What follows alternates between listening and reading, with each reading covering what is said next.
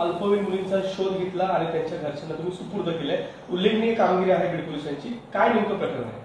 आदरणीय पोलीस अधीक्षक नवनीत कावत यांनी या संदर्भात सर्वच पोलीस स्टेशनला सूचना दिल्या आहे की अल्पवयीन मुलींच्या बाबतीत आम्ही सतर्क राहायचं आहे, त्यांचा शोध घ्यायचा आहे. तर या तिन्ही मुली आम्ही 1 जानेवारीपासून आतापर्यंत रिलीज केलेल्या आहे, सोडून आणलेल्या आहे. आणि या सगळ्यांच्या पाठीमागं पालकांचे मुलींसोबतचे वर्तन हे सुद्धा एक महत्त्वाचा मुद्दा आहे. यातील लेटेस्ट जी मुलगी आहे ती सोडताना आम्हाला आढळून आले की ती मुलगीचा कुठलाही मोबाईल नंबर नव्हता, मोबाईल चालू नव्हता, मुलीचा कॉन्टॅक्ट नव्हता. आमच्यासमोर एक आव्हान होतं, परंतु मुलीने आपल्या एका मित्राला बोलायला एका अनोळखी व्यक्तीचा मोबाईल फोन वापरला होता, परंतु तो व्यक्तीसुद्धा त्या मुलीला ओळखत नव्हता.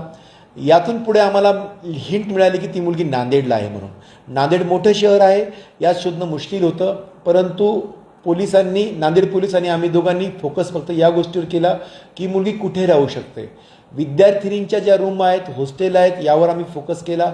एवढ्या मोठ्या शहरातून मुलगी मिळवण्यासाठी माहितीगारचा आम्ही विचारात घेतले तिथले. आणि आम्हाला एका शिक्षण घेणाऱ्या मुलीसोबत ती खोटं सांगून राहायला लागली होती. परंतु याच्या पाठीमागे सुद्धा आम्ही असा लक्षात आलेला आहे की निष्कर्ष असा आहे की मुलींसोबत पालकांचे वर्तन हे समन्वयाचे, प्रेमाचे नाही आहे. आणि अशा वेळेस मुली बऱ्याचदा बाहेर आसरा शोधतात, बऱ्याचदा ते वाह्यात मुलांच्या सुद्धा नादाला लागतात आणि फसून जातात. बऱ्याचदा सोशल मीडियासुद्धा यामध्ये खूप मोठं काम करते. मुलीला घरी प्रेमानं कोणी बोलत नाही म्हणून मुली मोबाईल, सोशल मीडियावर व्यस्त असते. सोशल मीडियाच्या मध्ये ती व्यस्त झाली की कुठल्या तरी मुलाच्या संपर्कात येते आणि मुलगी मग घर सोडून निघून जाते. त्यामुळे आम्ही पालकांना आवाहन करतो की मुलींच्या काही जरी समस्या असल्या तर त्या प्रेमाने हाताळा. योग्य काउन्सलरची हवी तर मदत घ्या, परंतु मुलींसोबत त्यांना टॉर्चर करणे, त्यांना रागवणे, त्यांचा वेळोवेळी अपमान करणे या माध्यमातून मुली घराला दुरावतात आणि बाहेर कोणाच्या तरी संपर्कात येतात. हा मूळ मुद्दा आहे.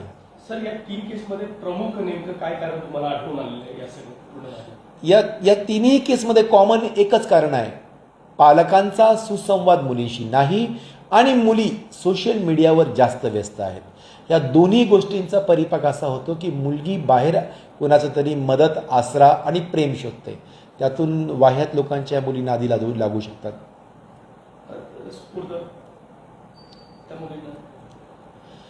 त्या तिन्ही मुलींना आपण पालकांच्या ताब्यात दिलं आहे. परंतु इथे अजून एक समस्या आम्हाला बऱ्याचदा जाणवली की मुलगी आणल्यानंतर पालकांच्या ताब्यात सहजासहजी जात नाही.